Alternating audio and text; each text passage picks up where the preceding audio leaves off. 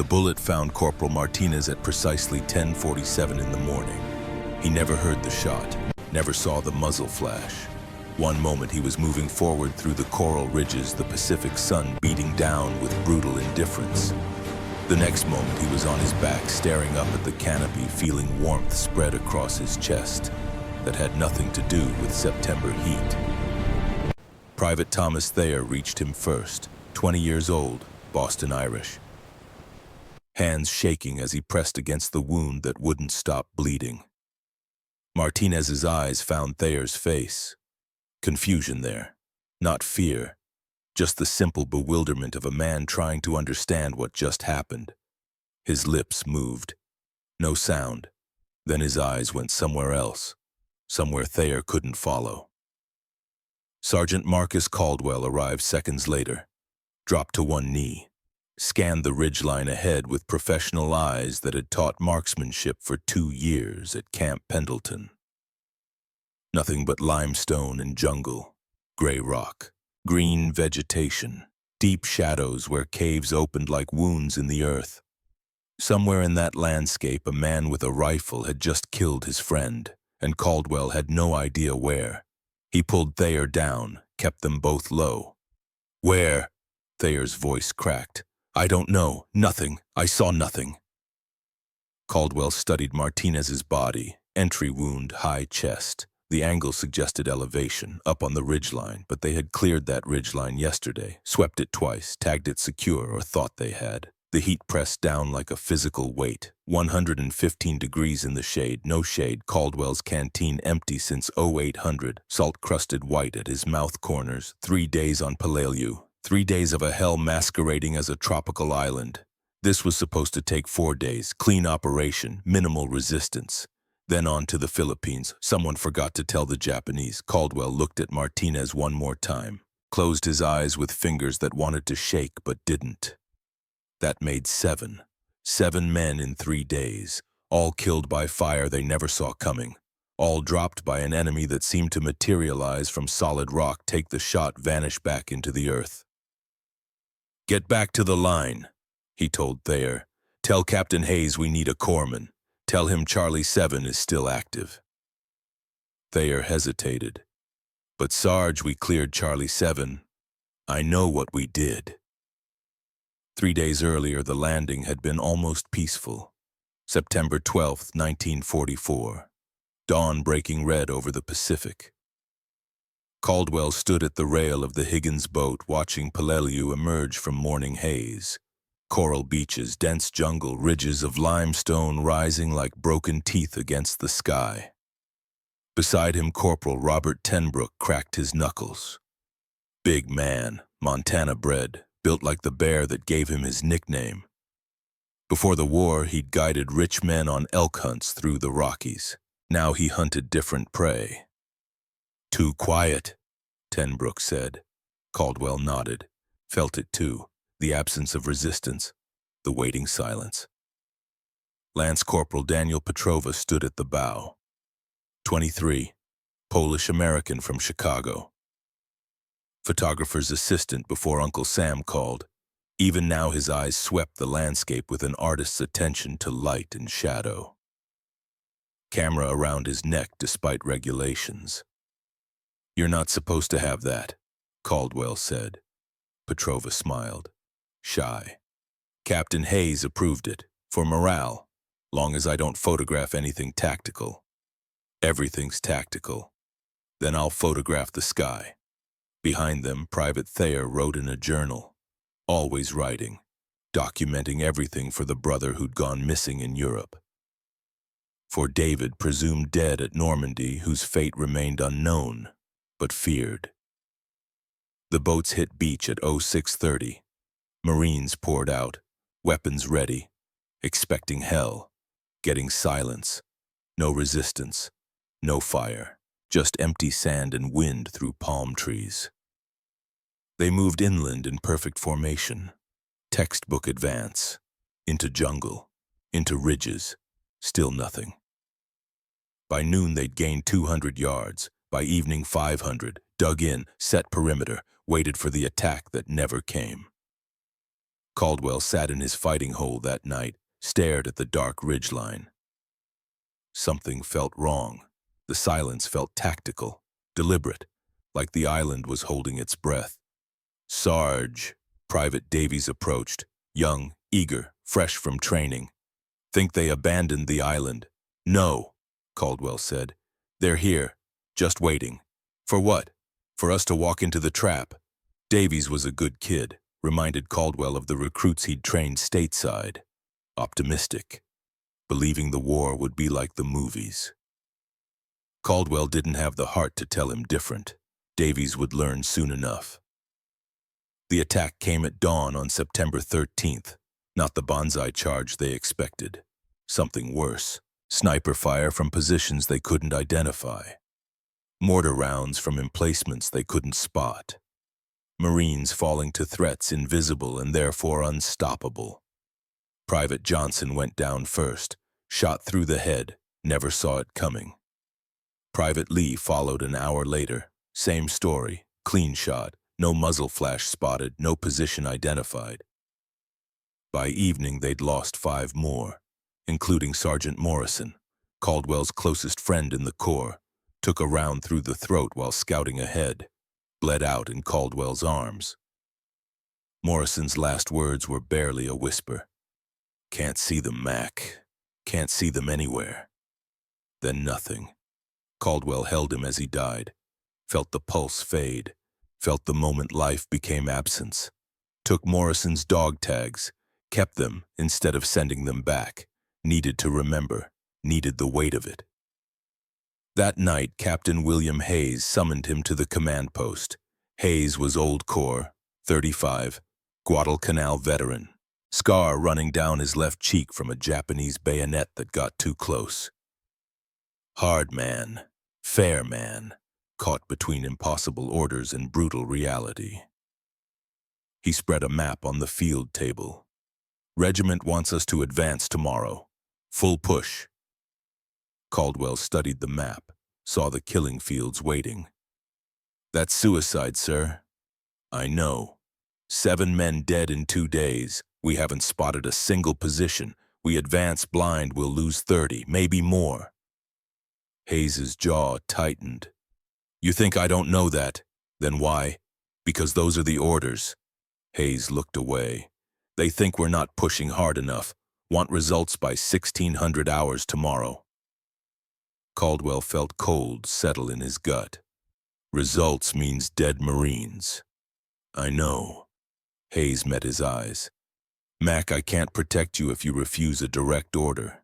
They'll relieve you, court-martial you, send someone else who'll get even more men killed. Outside the jungle breathed darkness. Somewhere out there, watching from hidden positions, the enemy waited. Give me 24 hours, Caldwell said. To do what? Find them. Hayes studied him. You have a plan? No, but I have people who might. Hayes looked at the map, at terrain that had swallowed 7 lives, at an island that was supposed to fall in 4 days. You have until 1800 tomorrow. Find something I can give regiment, something that shows we're trying.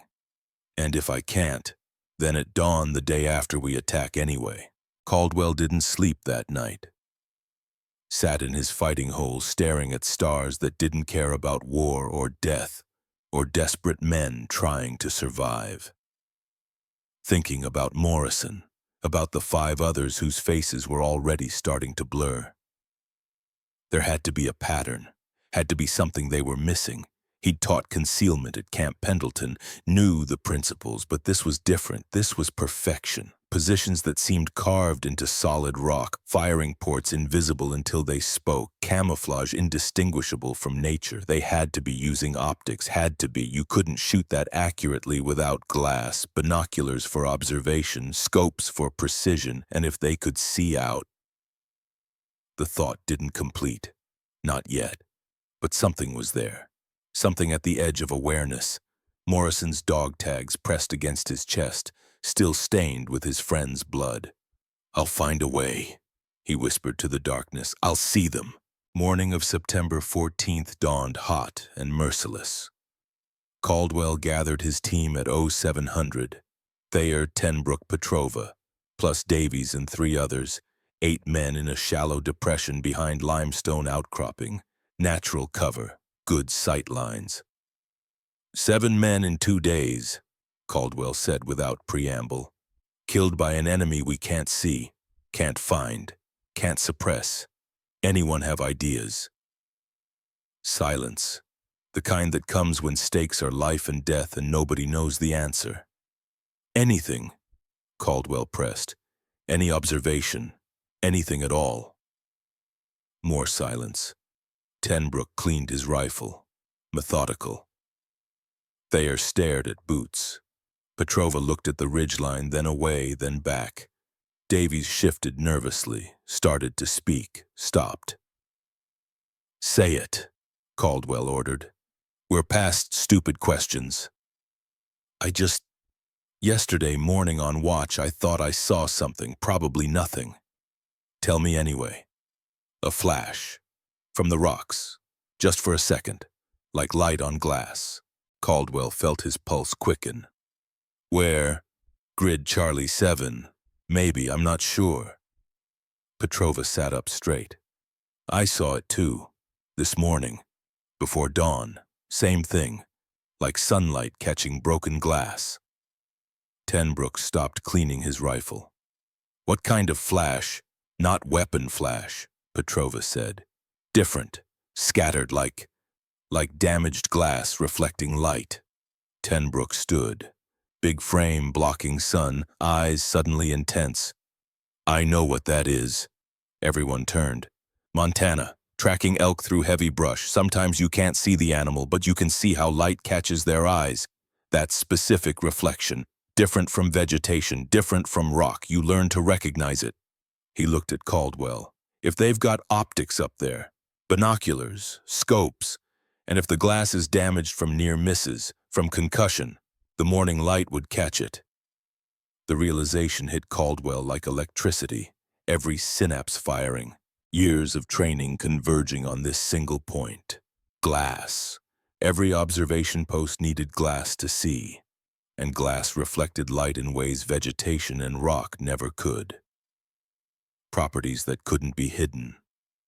"Damaged glass," he said, thinking out loud.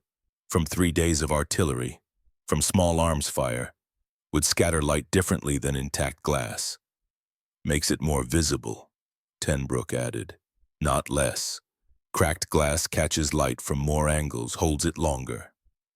Caldwell's mind raced.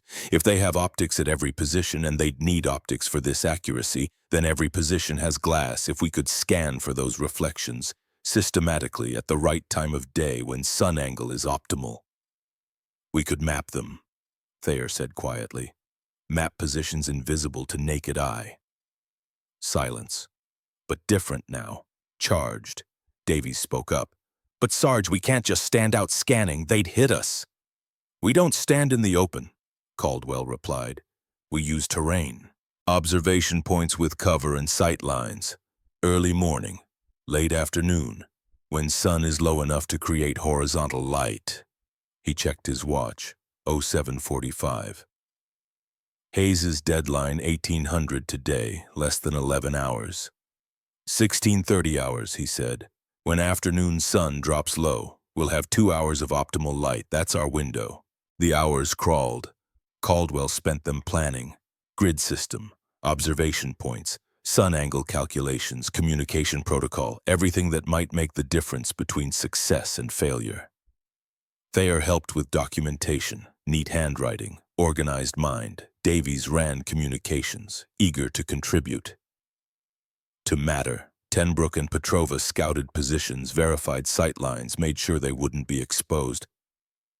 By 1400 they were ready, 2 teams, 2 positions, clear sectors, good angles. Caldwell gathered them one more time. "This might not work, might be chasing shadows, but it's the only idea we have." "It'll work," Tenbrook said, simple confidence. "How do you know?" "Because it has to." At 1600 hours they moved into position. Caldwell and Thayer left side. Tenbrook and Petrova right, separated by 100 yards. Good coverage. Caldwell settled into his spot. Natural depression, good overhead cover, clear view of western slopes. Positioned so afternoon sun would be behind them, shining across their front, perfect for catching reflections. He raised binoculars, started scanning, grid by grid, methodical. At first nothing, just jungle and rock, green and gray, natural chaos. 1610, nothing. Beside him, Thayer scanned in silence, recording coordinates, time, distance estimates. 1615, nothing. 1620, nothing. Caldwell felt doubt creeping. Maybe they were wrong. Maybe Petrova and Davies had seen mineral deposits, wishful thinking disguised as insight. Then Petrova's voice came low across the gap. Contact, grid Charlie 7, glass reflection, 200 meters, elevation 20 meters. Caldwell swung binoculars to Charlie 7, scanned. At first nothing. Then there, a flash, brief, 2 seconds, like sunlight catching broken mirror. Gone almost before he registered it, but real, undeniable. Confirmed, he called back, marking Charlie 7. Thayer wrote it down. Time 1623. Duration 2 seconds. Character diffuse. They kept scanning. 1628.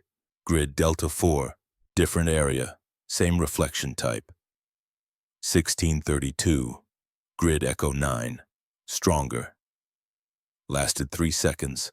1640. Grid Bravo 12. The flashes kept coming. Not many, not obvious. But there, brief glimpses of glass where there should have been only rock. By 1712 positions identified. Caldwell felt something he hadn't felt in 3 days. Hope. Keep scanning, we've got another hour. They scanned harder, faster, more confident now. 1715, 3 more positions. 1730, 5 more. 1745, 4 more. The sun dropped toward western horizon, light shifting, creating new angles, new opportunities. Caldwell's sector lit up with reflections, like someone switched on lights across the ridgeline. Tiny flashes, brief glimpses, but everywhere.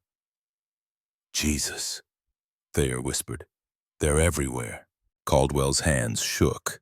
Adrenaline, exhaustion, weight of what they were seeing. 1800 approached, light fading, reflections harder to spot, but still there.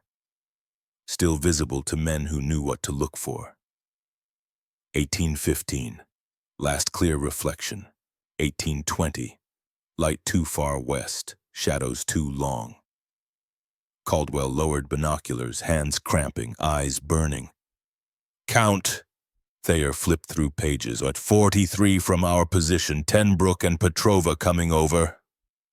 Tenbrook and Petrova arrived, Petrova's hands shaking, eyes wide. 30, Petrova said. 30 separate positions. Caldwell did math, cross-referencing overlaps, a total unique positions, 73 in silence, 73 concealed positions, less than 1 kilometer, some separated by barely 20 meters, a network so complete that any advance would have been slaughter. Thayer's voice barely audible. We would have walked right into it. Caldwell looked at the marked map, at the density, at the overlapping coverage, at the genius of whoever designed this defense. We've been fighting blind for 3 days, walking through a designed kill zone. They've been watching us, waiting. Tenbrook studied the map. At least 10 of these are in areas we declared clear. They never left, or they came back through tunnels. Davies pointed to a cluster on the eastern ridge. This section, where Lieutenant Harrison's platoon tried to advance yesterday, they made it 50 meters before pulling back. Caldwell remembered. 26 men forward, 12 back, the rest wounded or dead. Now he knew why. He checked his watch. 1830, half hour past Hayes's deadline. But he had something. Something real. Thayer, get this to Captain Hayes, now! Thayer grabbed the map and sprinted. Caldwell sat, legs suddenly weak. 3 days of tension releasing. Morrison's dog tags pressed against his chest. Found them, Morrison, he whispered. Took us long enough. 10 minutes later, a runner arrived. Captain Hayes wants to see you, immediately. Hayes stood over the marked map like a man studying his own death warrant. Lamplight threw shadows across his scarred face. Outside jungle breathed in darkness. Glass reflections, he said. Statement seeking confirmation. Caldwell stood at attention. Yes, sir. 73 confirmed positions, 2 independent teams, cross-referenced for overlap. I need more than theory. Regiment wants proof. I understand, sir. Do you? Because if you're wrong, if these are rocks or minerals or exhausted men seeing things, then tomorrow we assault anyway, blind, and Marines die. Caldwell met his eyes. I'm not wrong. How can you be sure? The pattern matches our casualties. Every confirmed kill originated from one of these positions. The spacing is tactical, professional. Someone designed this. Hayes studied the map, silent, thinking. I want proof before I stake careers and lives on glass reflections. Caldwell had expected this. Let me prove it. Pick one position. We call in one round. If they return fire, we know. You're asking me to waste ammunition on a test. I'm asking you to spend one shell to save 200 lives. Long silence. Hayes stared at the map, at Charlie 7, the position that killed Martinez, that started everything. Charlie 7. Yes, sir.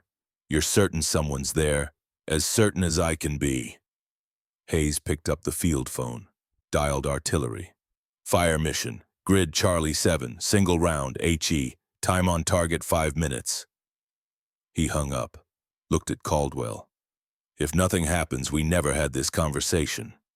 Understood, sir. They waited. 5 minutes stretched like hours. Everything balanced on this single moment. The artillery round went out with a sound like tearing canvas. Came down on Charlie 7 with a crack that echoed across ridges. Silence. 10 seconds. 20. Hayes reached for the phone, then return fire came.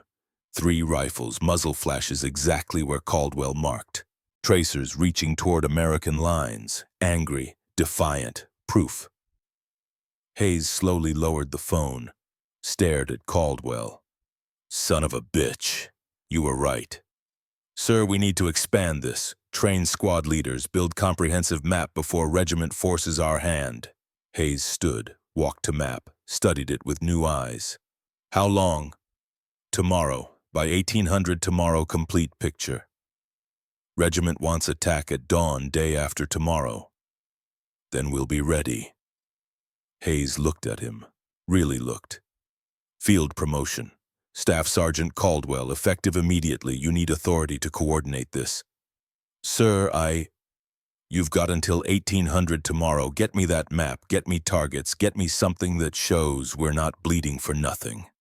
Yes, sir. And Mac? Hayes's voice softened. Morrison would be proud. Caldwell's throat tightened, nodded. Outside, the September night pressed down. Hot, humid, thick. Caldwell walked back to his position, stopped halfway, sat on coral outcropping, pulled out Morrison's dog tags, rubbed them between fingers. Promoted, he whispered. Your death bought me a promotion. No answer, just jungle sounds and distant guns. Eventually he stood, walked back, found his team waiting. Well, Tenbrook asked. Approved. We expand tomorrow, train squad leaders, full map by 1800. Test worked, Davies asked. They fired back, 3 rifles, exactly where Petrova said. So we were right. We were right. Thayer pulled out his journal, started writing by moonlight. What are you writing? That tonight, for first time since landing, I think we might survive this.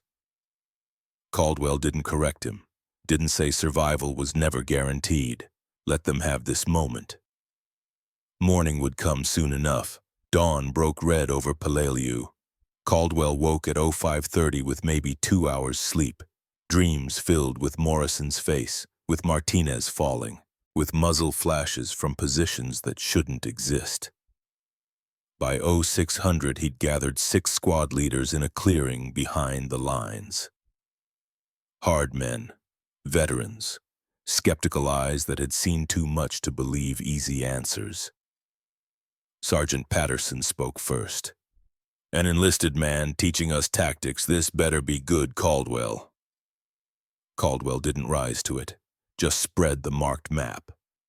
"3 days ago we landed, told it would take 4 days. We've lost 7 men and gained maybe 1,000 yards. Anyone want to guess why? Silence. Because we can't see them. We've been fighting an invisible enemy, clearing positions that were never clear, advancing into kill zones we didn't know existed." He tapped the map. 73 positions marked.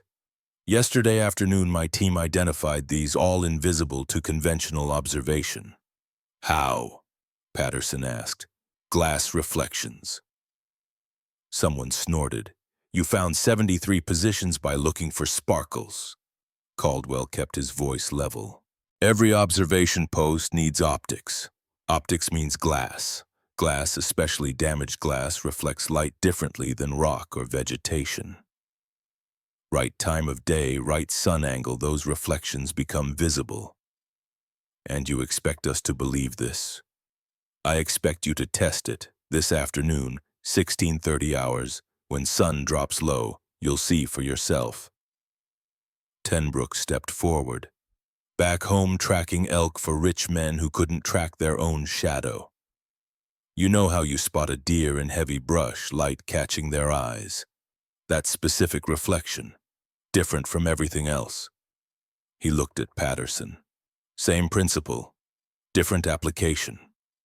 Petrova added quietly, "Binocular lens is convex, reflects differently than flat rifle scope.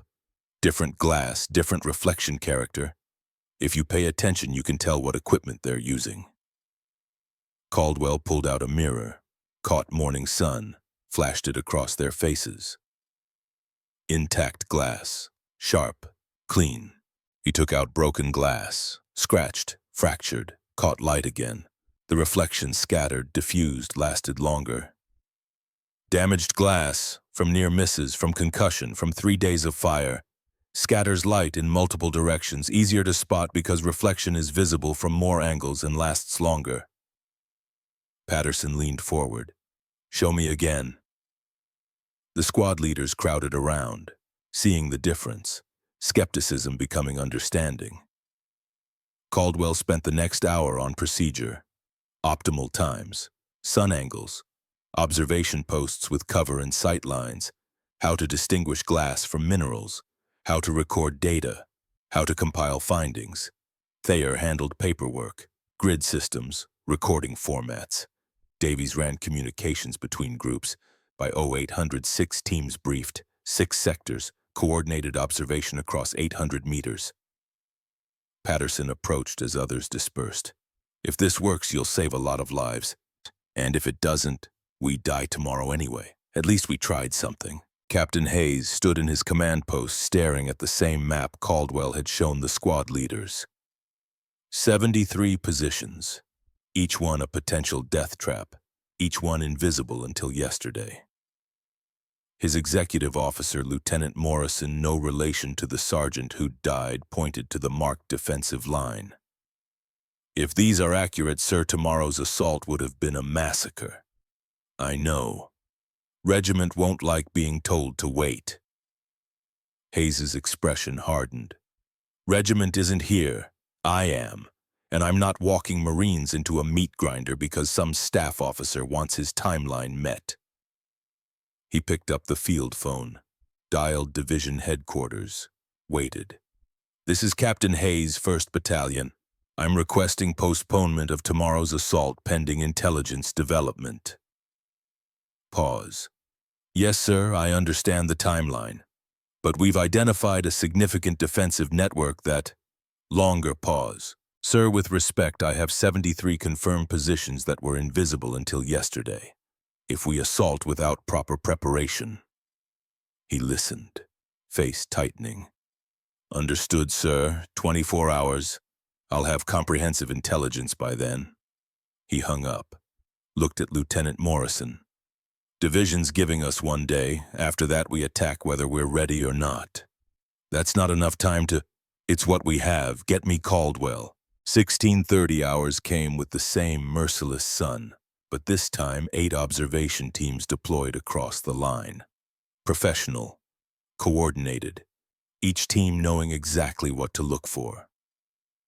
Caldwell positioned himself differently today, not at an observation post, at the compilation point with Hayes, watching runners arrive, building the map in real time.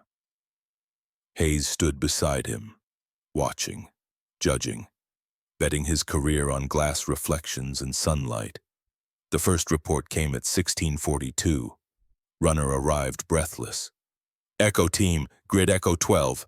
Definite glass reflection, 350 meters, natural rock formation. Caldwell marked it. Hayes watched. 1658. Delta Team, Grid Delta 7, multiple reflections, at least 3 positions close proximity. 1703. Bravo Team, Grid Bravo 4, strong reflection, 4 seconds duration. The reports flooded in, runners arriving every few minutes. Caldwell plotting positions, cross-referencing, building the picture. Hayes watched the map fill with marks, like revealing a constellation that had always been there. How many? He asked quietly. Caldwell counted. So far 83.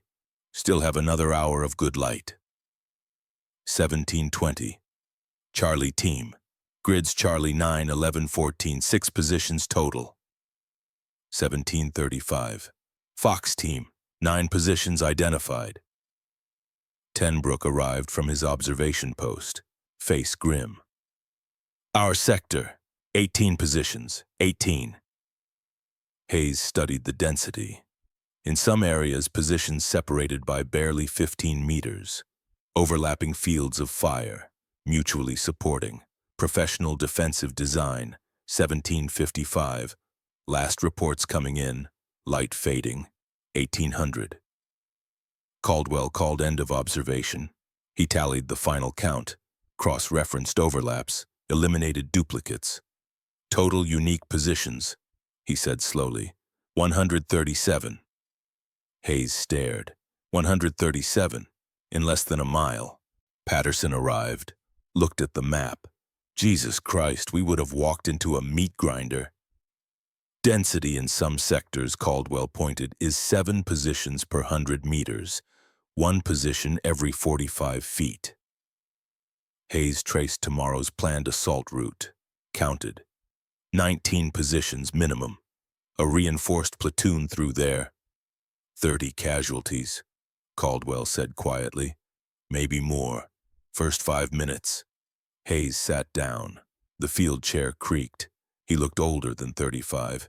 Get this to division, now! The War Council convened at 1900. Hayes, his officers, Caldwell, division staff. The marked map spread like an indictment.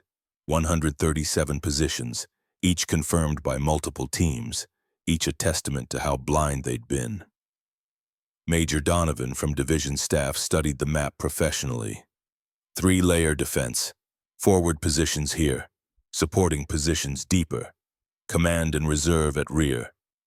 Mutually supporting, Hayes added. Kill zones designed to channel us into overlapping fire. Whoever designed this studied previous engagements, Donovan continued. Learned from Japanese defeats. This is sophisticated. Colonel Nakagawa, Caldwell said. Island commander. Been here months. Had time to prepare. And used it well. Donovan looked at Hayes. Captain, I'm recommending approval of your request. Targeted preparatory fire on these positions, then methodical advance, not broad front assault. A staff major objected. Sir, that'll take weeks. But we'll take the island, and Marines will survive to do it. Donovan made the call. Division approved. Regiment would have to wait. Hayes dismissed the council. Officers dispersed. Caldwell started to leave. Staff Sergeant. He turned. Hayes stood alone. You just changed this campaign, you know that. Just found a way to see them, sir. That's everything. Hayes paused. Get some rest. Tomorrow we find out if this actually works in combat. Caldwell walked back to his position. Found his team waiting around a small fire. Thayer writing. Tenbrook cleaning weapons. Petrova staring at ridgelines. Davies checking ammunition. Captain Hayes requested preparatory support, Caldwell told them. Targeting positions we identified, then we advance. Methodical, using the map. When? Davies asked. Dawn. They sat in silence. Tomorrow would tell if their discovery meant anything, if glass reflections could actually save lives. Thayer closed his journal. Sarge, my brother David, when he fought in Europe, think he faced something like this. Different terrain, same invisible enemy, same fear. If we make it through, I'm writing it all down, everything. You already are. The night deepened. Stars emerged, jungle whispered. Somewhere out there in 137 positions, Japanese defenders waited, watching. But the Americans knew where they were now, could see the invisible, could plan instead of stumble. Caldwell pulled out Morrison's dog tags. Last time he'd touched them before tomorrow. Tomorrow, he whispered. Tomorrow we see if this works. Dawn came fast and red. Preparatory fire started at 0700. Not broad bombardment, surgical. Each marked position receiving attention. The sound rolled across ridges like sustained thunder. Caldwell watched through binoculars, checking positions against his map, seeing coral explode. Jungle burn, glass shatter. Observers die or flee. 45 minutes. Then silence. Ringing. Absolute. 0750. Post-artillery scan, checking which positions still showed activity. Of 137 positions, only 43 showed any reflection. The rest silent. Dark. Abandoned or destroyed. Good odds. 0800. Advance began. Hayes had reorganized the approach. No broad front, methodical movement, isolating positions one at a time, using knowledge to survive. Caldwell moved with first element, 30 Marines including Davies, objective grid Delta 4, known position marked on map. They approached carefully. Caldwell called out to Davies on point. 12 o'clock, 15 meters up, behind vine cluster, firing port maybe 6 inches. Davies stopped, stared. Jesus, I see it. We walked past this yesterday. Neutralized with grenades. Quick, efficient, no casualties. On to the next. By noon, 31 positions confirmed and addressed. The advance that had been impossible became methodical, professional, almost routine. Davies moved with confidence now, understanding what they faced, seeing what had been invisible. Thayer wrote during a break. Voiceover later would quote, "It's like someone turned on lights. We were fighting blind, now we see." But at 1400, Caldwell noticed something troubling. Position Bravo 8, previously marked, now showing no reflection. He mentioned it to Tenbrook. Abandoned or covered.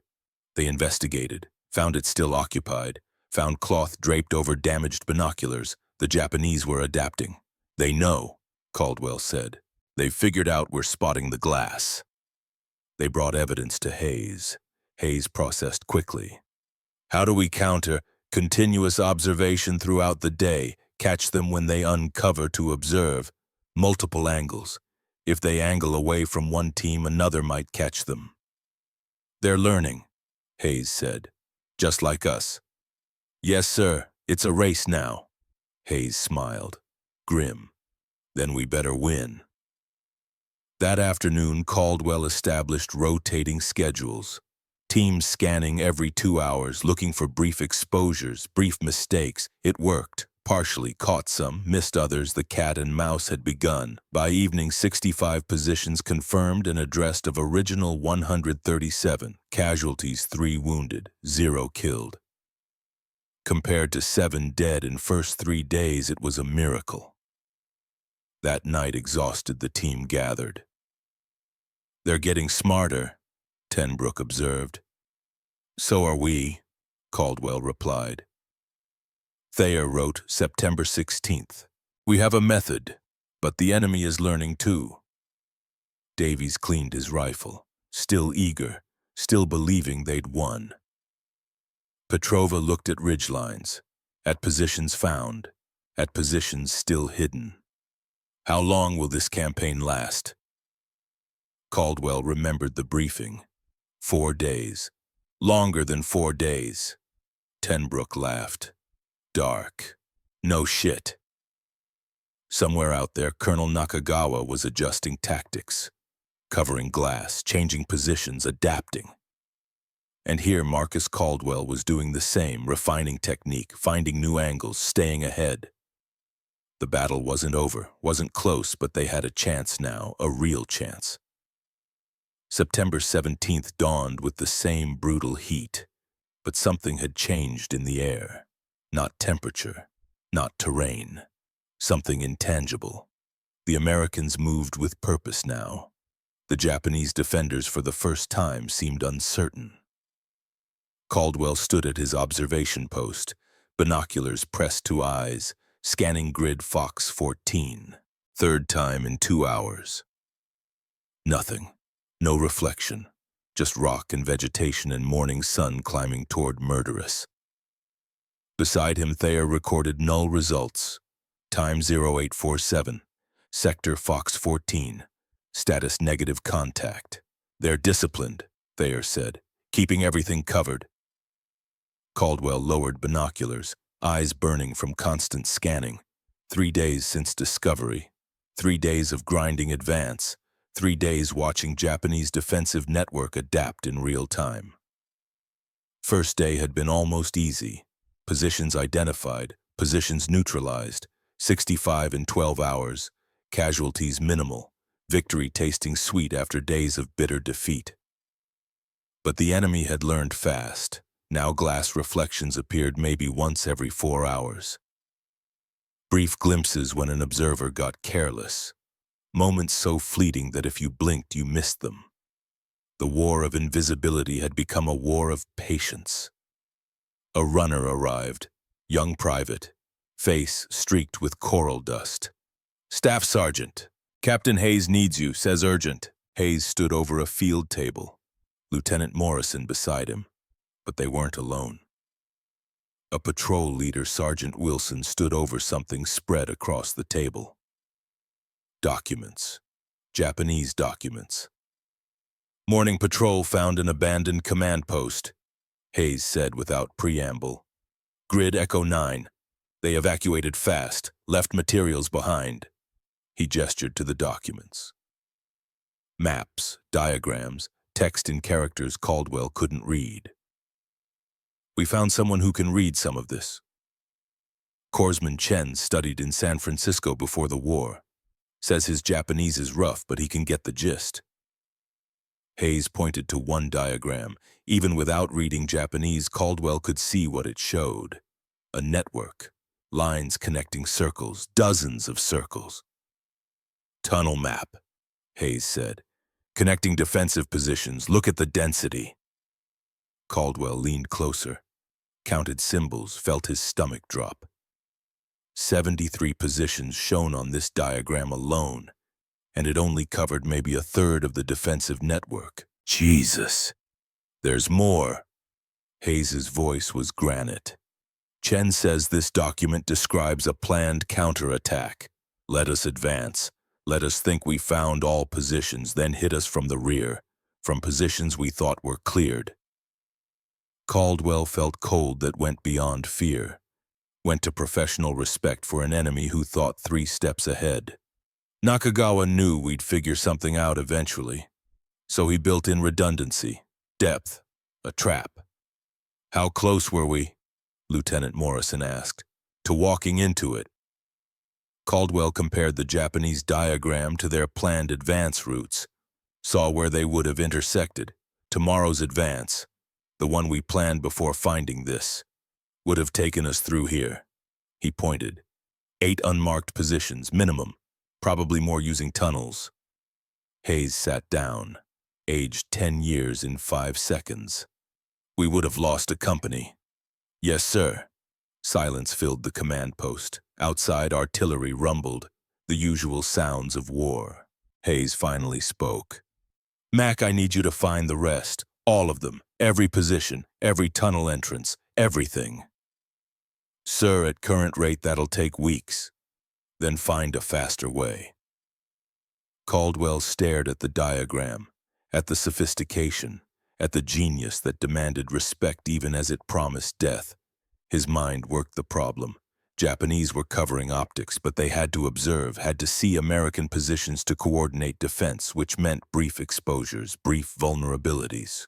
The answer came from Petrova's world, from photography, from understanding light. Multiple angles, Caldwell said. They're angling optics away from our main line, away from where they expect observation, but if we establish posts at 45-degree angles, watch from directions they're not expecting.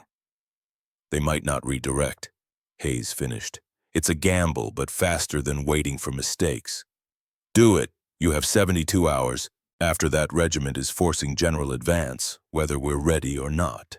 72 hours became a race against time, and an enemy that refused to stay visible. Caldwell deployed observation teams in an arc, not a line, an arc that wrapped around target ridges. Teams at 30, 45, 60-degree angles. Overlapping coverage, multiple perspectives. Petrova explained it using photography terms. Same subject, different light, different angles. You see things from one position invisible from another. Applied to war, it meant glass reflections invisible from front might be visible from flank. September 19th. New observation pattern began. First results came at 0920, far left flank team, 45 degrees from main line, spotted 3 positions invisible from front. Glass angled away from American positions but catching morning light from new angle. By noon, 6 more. By evening, 22 total. Caldwell compiled data, cross-referenced with captured diagram, started seeing full picture. Started understanding true scope of Nakagawa's defensive masterpiece.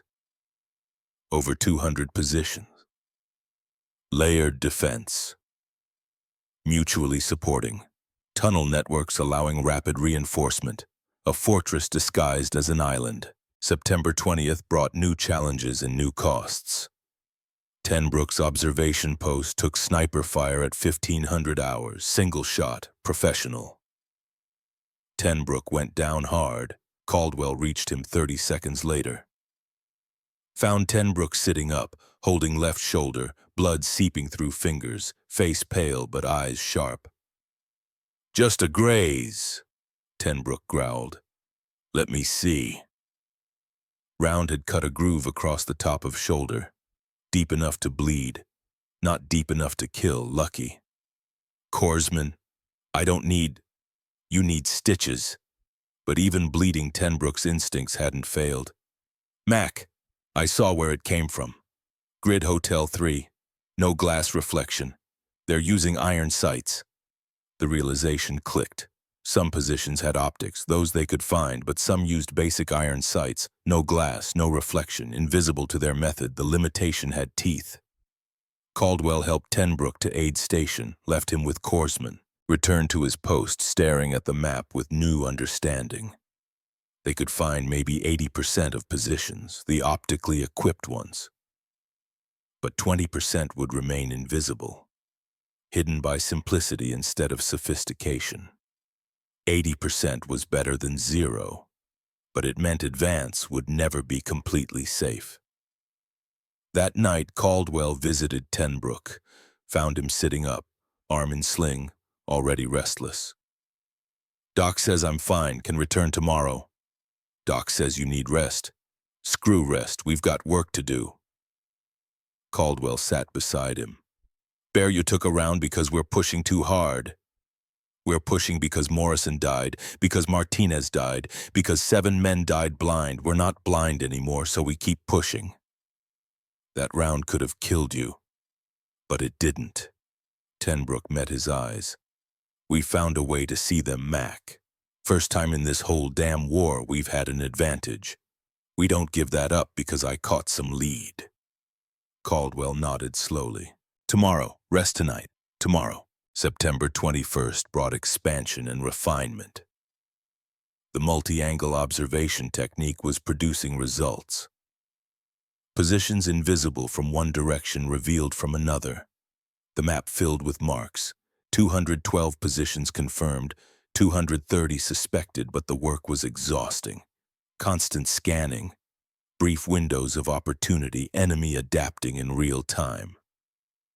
Davies distinguished himself during this period, young, eager, but learning fast. He spotted 7 positions personally, developed an eye for the specific character of reflection that indicated damaged glass versus intact glass. It's like music, he told Caldwell one evening. Once you learn to hear the difference between notes, you can't unhear it. Caldwell saw potential in the kid, recommended him for corporal. Hayes approved. Davies beamed when Caldwell told him, "Thank you, Sarge. I won't let you down. I know you won't." But war doesn't care about potential or promises. September 22nd. Caldwell stood before a room full of colonels and majors, regiment headquarters, rear area, where air was cooler and coffee tasted like coffee and death seemed abstract. He felt out of place. Enlisted man, coral dust in hair, uniform stained with sweat and blood, standing before men who made decisions that sent thousands to die. But Hayes had insisted. They need to hear it from you. So Caldwell stood, presented findings, used Petrova's photographs, used marked maps, used captured Japanese documents. The principle is simple, he explained. Glass reflects light differently than natural materials. Damaged glass even more distinctly by systematically scanning at optimal angles during horizontal light periods. We identify concealed positions otherwise invisible. Colonel Davis asked, "This works consistently?" "Yes, sir. We've identified over 200 positions using this method, confirmed by multiple teams, cross-referenced with enemy documents. Limitations." Caldwell appreciated the question. Smart question. Weather dependent. Needs some sunlight. Doesn't work on positions using only iron sights. Enemy is adapting, covering optics, angling glass away, but we counter-adapt, multiple observation angles, continuous scanning, patience. Casualty impact, Hayes answered. First 3 days, 7 killed. Last 8 days using this technique, 1 killed, 4 wounded. Casualty reduction approximately 70%. Silence around table. Men doing math, calculating what 70% meant across divisions, across campaigns. "We want this documented," Davis said. "Training materials produced, disseminated across theater. Other units face similar challenges. This could save thousands." "Yes, sir," Caldwell replied. "You'll be debriefed by intelligence. Your technique will be standardized, made into doctrine." Caldwell thought about Morrison, about Martinez, about 7 men who died before they figured it out, about thousands who might not die because they had. "Understood, sir." The briefing concluded, officers dispersed. Caldwell stood alone looking at maps of an island supposed to take 4 days. Hayes approached. "You did good, Mac. Just showed them what worked. You showed them how to see the invisible. That's genius." Caldwell didn't feel like genius. Felt tired. Felt old beyond 28 years. "When do we resume advance?" "Tomorrow. Using expanded observation network. Targeting identified positions. Slow, methodical." "And when regiment gets impatient?" Hayes smiled. Grim. "Let them. I've got results, got proof, got a technique that works. They can wait." September 25th arrived with same heat, same coral dust, Same war that never paused. But today felt different. Today they were hitting Nakagawa's keep, ridge complex anchoring Japanese defensive network, position from which Nakagawa himself supposedly directed operations. Heart of resistance. Intelligence estimated 15 to 20 positions defending the ridge. Caldwell's observation effort had identified 12 with certainty. 3 more suspected. Good enough. Better than charging blind.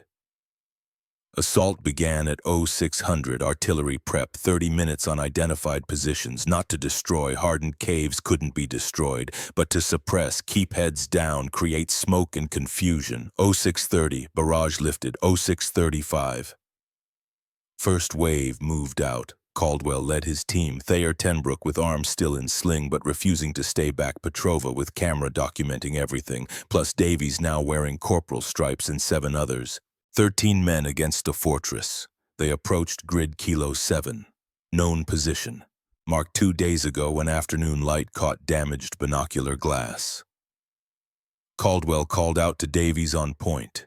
11 o'clock, 20 meters up, behind overhang, port maybe 6 inches wide, horizontal slit. Davies stopped, stared. Got it. Jesus, we would have walked right past. Yesterday you would have. Today you won't. They suppressed with rifle fire. Grenades arced up, detonated inside cave. Return fire stopped. 1 position neutralized. On to next. Advance was methodical, careful, nothing like desperate charges of first days. Every position location known, every approach calculated, every Marine understanding the threat. By 0905 positions cleared. By 1109. The ridge that had seemed impregnable was falling position by position. But Kilo 7 had a surprise. Caldwell's team approached what should have been abandoned, previously scouted, previously marked as likely destroyed. They were 15 meters from cave mouth when firing port opened, when machine gun spoke, when Davies went down hard. Caldwell hit dirt, rounds snapping overhead. Tenbrook dragged Davies to cover despite his wounded shoulder. Blood. Too much blood. Corpsman! Thayer screamed. Caldwell low-crawled to Davies, saw wounds, chest, abdomen, the kind that didn't survive. Davies looked up, eyes already fading. Thought it was clear. Easy, Corpsman's coming. But Davies was already somewhere else. The corpsman arrived, checked pulse, shook his head. Caldwell felt rage replace fear, calculated rage. The kind that kept you sharp. He spotted firing port, small, barely visible, but now he knew where to look. Petrova, see it? I see it. Grenade, can you make the throw? Petrova pulled grenade, calculated angle, distance, time, mathematics of death. He threw, perfect arc, dropped through firing port. 3 seconds later, cave belched smoke and fire. Silence. Caldwell moved forward, checked position, found 2 dead Japanese soldiers, found weapons, found optics, binoculars with cloth cover removed. They'd been waiting, watching, patient. They adapted, Tenbrook said. Covered glass until we got close, then uncovered to fire, and we walked into it. Caldwell looked at Davies's body being carried back. Because we got confident. Careless. The young corporal who'd spotted 7 positions, who'd developed an eye for damaged glass, who'd had potential. Gone. Caldwell felt the weight of it. Another name, another face, another debt owed. Rest of assault continued with renewed caution. Every position treated as occupied. Every approach made assuming threat. By 1400 ridge secured. American flag raised. 12 positions cleared. Davies the only fatality. 3 wounded. Heavy cost, but lighter than 3 weeks ago. Lighter than without the method. Caldwell stood at summit, looked out across Palaliu, across coral ridges holding secrets, across jungle hiding death, across an island supposed to take 4 days, September 25th, 21 days since landing. Campaign would last another 2 months, would claim thousands, would become one of the most controversial operations of the Pacific War. But the glass reflection method had changed the math. Had reduced casualties by levels statisticians would later calculate precisely, had saved lives counted and uncounted. Thayer stood beside him, journal open, writing. What are you writing? That today we took a position that would have cost 50 men 3 weeks ago. Lost 1 man instead because of what we figured out. What we figured out together, Caldwell corrected. Petrova saw first flash. Tenbrook understood what it meant. You recorded everything. Davies spotted 7 positions himself. Hayes believed us. This wasn't 1 man. Thayer wrote that down too. They buried Davies that evening. Simple ceremony. Taps played on a dented bugle.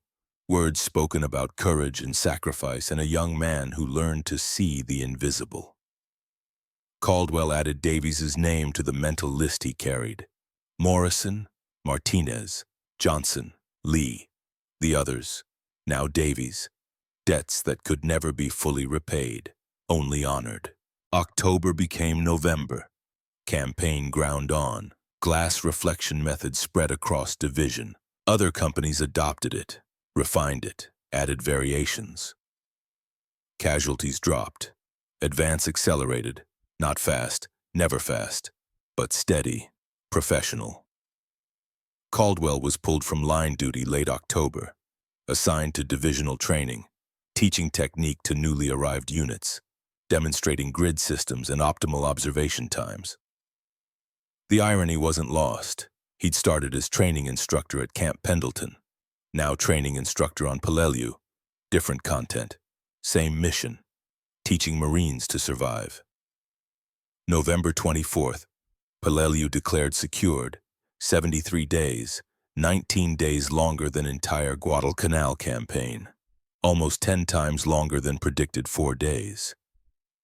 Final accounting showed glass reflection method helped identify over 200 concealed positions. Military analysts would later estimate technique saved 1,500 American lives, 1,500 men who went home instead of dying on coral ridges. Caldwell received Bronze Star in ceremony attended by his team. Hayes pinned it on, said words about exceptional tactical intelligence and meritorious service. Caldwell looked at Thayer, Tenbrook, Petrova, at men who'd actually made it work. Should go to them, he said quietly. Goes to all of you, Hayes replied. But you put it together. Take the recognition. You earned it. That night, Caldwell sat alone, Bronze Star in hand, thinking about Morrison, about Davies, about 7 lives lost before they figured it out. 1,500 saved, 7 lost. Math was clear, success undeniable, but Davies was still dead, Morrison still dead, Martinez still dead. Success always had a cost. December 1944. Caldwell shipped stateside, reassigned to Marine Corps Training Command, Camp Pendleton, full circle. Teaching next-generation techniques developed in blood and coral dust. He taught about glass reflections and optimal light angles and systematic observation, taught patience and precision and how to see what was meant to stay hidden, taught survival. The war ended 9 months later. Caldwell never returned to combat, spent remaining months teaching, training, preparing Marines who never needed what he taught because war ended first. He considered it the best duty he ever had. Epilogues. Robert Bear Tenbrook went home January 1945. Leg wound from late November finally healed enough for discharge. Purple Heart returned to Montana, returned to mountains and elk and rich men who couldn't track shadows. He guided hunts for 40 years, occasionally told stories about the Pacific, about an island supposed to take 4 days, about learning to see light reflect off glass in ways that saved lives. He died in 2000, age 82, surrounded by family, mountains visible through window. Daniel Petrova survived Peleliu without serious injury. Returned Chicago March 45, used GI Bill for photography school, built career photographing architecture, buildings, light, shadow, reflection. His photographs from Peleliu, including images of glass reflections that started everything, were donated to National Archives in '89. Primary source material. Historical record. He died in 97. Age 76. Obituary mentioned war service. Mentioned technique he helped develop. Mentioned lives saved. Thomas Thayer received telegram April 45. Brother David found alive. Liberated from POW camp by Soviets. Emaciated, traumatized, but alive. They reunited in San Francisco that July. Brothers who'd both survived their wars, both carried scars, both carried stories. Thayer's journal was donated to Marine Corps Historical Division in '89. Same year as Petrova's photographs. His September 14th entry describing discovery of glass reflections became required reading at officer training. He taught high school history in Boston for 35 years. Guest lectured at West Point and Annapolis about Paleolu, about innovation under pressure, about how small observations could change campaigns. He died in 2008, age 84. Funeral included full military honors. Journal quoted in eulogy. William Hayes stayed in the Marines until 1956. Promoted to major after Paleolu, lieutenant colonel by Korea.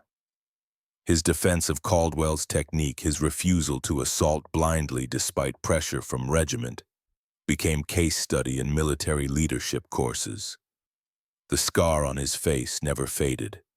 Neither did memory of the men he'd saved by trusting an enlisted Marine's crazy idea about glass reflections. He retired to Virginia. Worked as consultant for Marine Corps doctrine development, helped write the manual that codified observation techniques for future generations. He died in 1994. Age 85. At his funeral, Caldwell gave the eulogy, talked about a captain who believed in glass reflections when it would have been easier to dismiss them, who bet his career on an enlisted man's insight, who saved 200 lives by refusing to follow orders blindly. Hayes would have appreciated that. Marcus Caldwell stayed in Marines until 52, taught throughout. Korea brought new applications of the technique, winter conditions, mountain warfare. Different terrain, but same principles. He retired as Master Sergeant, settled San Diego, worked as civilian firearms instructor, quiet life. Simple life. Never sought attention for Paleolu, but in '82 a military historian found him, interviewed him for documentary, asked about that afternoon in September 44, about glass reflections and sunlight angles in 73 positions identified in 2 hours. Caldwell spoke carefully, precisely, giving credit to his team, to Petrova's observation, to Tenbrook's understanding, to Thayer's documentation, to Davies's sharp eye, to Hayes's belief. The interviewer asked what he wanted people to remember. Caldwell thought about Morrison, about Martinez, about Davies, about 7 men who died before they figured it out, about 1,500 who lived because they did, that sometimes the biggest breakthroughs come from the smallest observations. A young photographer noticed a glint of light. A hunter remembered tracking elk. A kid with a journal wrote it all down. A corporal learned to distinguish between reflections. We were just doing our jobs, but together we found a way to see what was meant to be invisible. He paused, chose words carefully. In war, the most valuable weapon isn't always the biggest gun. Sometimes it's just the ability to see what others miss. The method. The broken glass method became doctrine, formalized, taught, evolved. Modern military surveillance still incorporates principles Caldwell and his team discovered. Different technology. Thermal imaging instead of naked eye. Drones instead of binoculars. But core concept remains. Glass reflects. Light reveals. Patience wins. The technique is taught at every advanced reconnaissance school. At sniper training. At special operations courses. Different names now. Different applications. but lineage traces back to Peleliu, to September 14th, 44, to 4 Marines who looked at sunlight and saw salvation. The island, coral ridges of Peleliu are quiet now. Jungle has reclaimed terrain contested with such ferocity. Caves that held defenders are empty. Firing ports overgrown. Island returned to peace. But in Marine Corps museums, Caldwell's bronze star sits in display case, next to Thayer's journal, next to Petrova's photographs, next to Hayes's citation, next to piece of broken glass mounted on black velvet, next to Davies's corporal stripes. The plaque reads, "The Broken Glass Method, September 1944, developed by Staff Sergeant Marcus Caldwell and team, estimated 1,500 American lives saved." Visitors read it. Move on, most never understanding what those words mean, what they cost, what they bought. But sometimes a young Marine stops, reads carefully, studies photographs, looks at broken glass, understands that somewhere in that simple reflection is a lesson about observation and innovation and desperate ingenuity of men who refuse to die blind. The lesson survives. The method survives, the memory survives. Final reunion. Caldwell died in 2006, age 90, quiet death, peaceful death, surrounded by family who knew some of his story but not all. At his funeral, 3 old men attended, strangers to family. Old, frail, but standing straight despite age and time. They wore Marine dress blues, medals on chests, tears in eyes. After ceremony, they approached Caldwell's daughter. "We never met your father," one said, "but we're alive because of what he taught us. Korea, 51. His technique saved our platoon." They saluted the coffin, old hands trembling but precise, then left. 3 lives saved by method developed 60 years earlier. 3 more debts paid. 3 more pieces of legacy confirmed. The daughter found a note in her father's effects later, written in his hand, dated September 14th, 44. It said simply, "Morrison, found them. All of them. You can rest now." Below that, newer ink, different dates. Martinez, 1944. Davies, 1944. Tenbrook, 2000. Petrova, 1997. Thayer, 2008. Hayes, 1994. A list of debts, a list of friends, a list of men who saw the invisible and lived to tell about it, or didn't live, but mattered anyway. The note was buried with him. Some debts go beyond the grave. Epilogue. The lesson. Sun sets over Peleliu now. Same sun that rose in 44, same light that revealed hidden positions, same physics that saved lives. Tourists visit sometimes, walk beaches, look at ridges, see beauty instead of death. They take photographs, capture light, never knowing they're using principles that once meant difference between life and death. Never knowing that broken glass and sunlight and desperate innovation once changed the math of war. The island remembers, the coral remembers, the caves remember, and somewhere in archives, in training manuals, in doctrine that trains every Marine, the method survives. The ability to see what others miss, the patience to wait for right light, the courage to trust observation over assumption, the innovation to turn a photographer's eye into a warrior's tool. Morrison's debt paid in full, Martinez's sacrifice given meaning, Davies's death not in vain, and Caldwell's legacy living on in every Marine who learns to see the invisible. The broken glass method, born in desperation, refined in blood, surviving in memory. One afternoon in September that changed everything. One glint of light that saved 1,500 lives. One lesson that echoes across 80 years. See what others miss. Question what seems impossible. Innovate or die.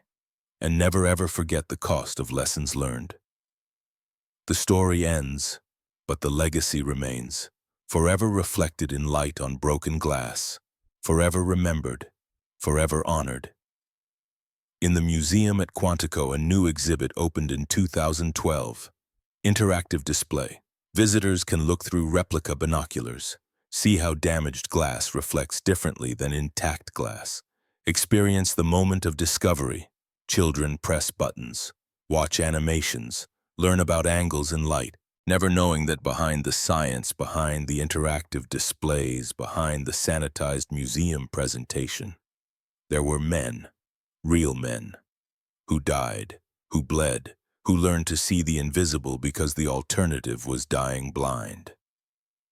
But sometimes an old Marine visits, walks slowly past the displays, stops at the broken glass case, stands at attention despite age, salutes, and for a moment in that gesture, in that remembrance, the debt is acknowledged, the sacrifice honored, the lesson passed forward one more time, one more generation, forever.